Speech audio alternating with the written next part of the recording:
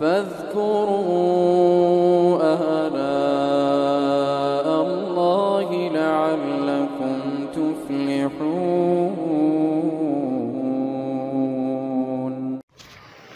بسم اللہ الرحمن الرحیم۔ محترم ناظرین و سامعین کرام، آپ سن رہے ہیں پروگرام نیکی کی بات مفتی ناصر علی کے ساتھ 5 منٹ کے مدرسے میں خوش آمدید۔ آج کا ہمارا سب سے پہلا موضوع ہے قرآن کریم کی آیت کے ترجمے کے بارے میں۔ سورہ انفطار کی آیت نمبر 6 اور 7 میں اللہ تعالیٰ ارشاد فرماتے ہیں، اے انسان، تجھے اپنے رب کی طرف سے کس چیز نے دھوکے میں ڈال رکھا ہے کہ تو دنیا میں پڑھ کر اسے بھلائے رکھتا ہے، حالانکہ اس نے تجھے پیدا کیا اور پھر تیرے تمام اعضاء ایک دم ٹھیک انداز سے بنائے، پھر بھی تو اس سے غافل ہے۔ اس کے بعد ہمارا دوسرا موضوع ہے نبی علیہ السلام کی ایک حدیث کے بارے میں۔ ترمذی شریف میں حضرت معاویہ رضی اللہ عنہ سے نقل کیا گیا کہ نبی علیہ السلام نے فرمایا، جنت میں ایک نہر پانی کی، ایک شہد کی، ایک دودھ اور ایک شراب کی ہوگی۔ محدثین نے لکھا ہے کہ جنت کی شراب میں نہ نشہ ہوگا اور نہ اس میں بدبو ہوگی، بلکہ بڑی خوشبودار اور لذیذ ہوگی۔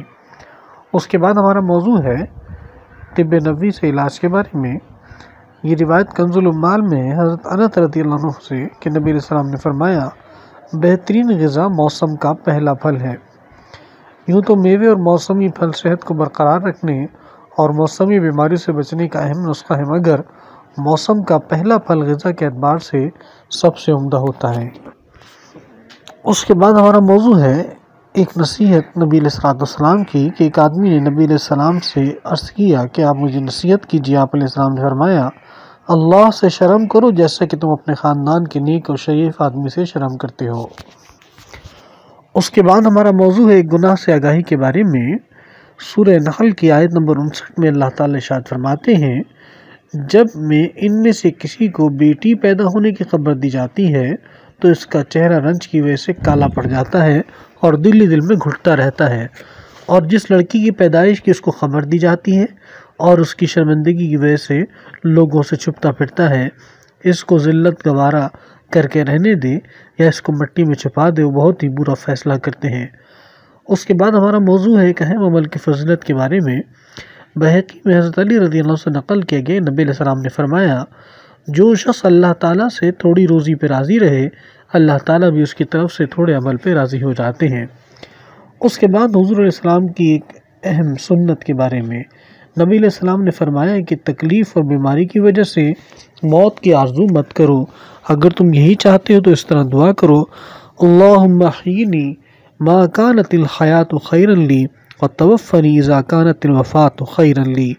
ترجمہ، اے اللہ تو مجھے زندہ رکھ جب تک میرا زندہ رہنا میرے حق میں بہتر ہو، اور مجھے موت دے اگر میرا مرنا میرے حق میں بہتر ہے۔ اس کے بعد ہمارا موضوع ہے ایک فرض آگاہی کے بارے میں۔ ترمذی شریف میں حضرت ابو ہریرہ رضی اللہ عنہ سے نقل کیا گیا کہ نبی علیہ السلام نے فرمایا، قیامت میں سب سے پہلے نماز کا حساب لیا جائے گا، اگر وہ اچھی اور پوری نکل آئی تو باقی اعمال بھی پورے اتریں گے، اگر وہ خراب ہو گئی تو باقی اعمال بھی خراب نکلیں گے۔ اس کے بعد ہمارا موضوع ہے حضور علیہ السلام کے ایک موضوع کے بارے میں۔ حضرت رفاع رضی اللہ عنہ فرماتے ہیں کہ جنگ بدر میں میری آنکھ میں ایک تیر لگا جس کی وجہ سے آنکھ پھوٹ گئی۔ آپ علیہ السلام نے اس پر اپنا تھوک مبارک لگا دی اور دعا فرمائی، اس کے بعد ایسا ہو گیا جیسے کوئی تکلیف ہی نہیں تھی۔ اس کے بعد ہمارا موضوع ہے سیرت نبی میں سے حضور صلی اللہ علیہ وسلم کی پیدائش کے وقت دنیا پر کیا اثر ہوا۔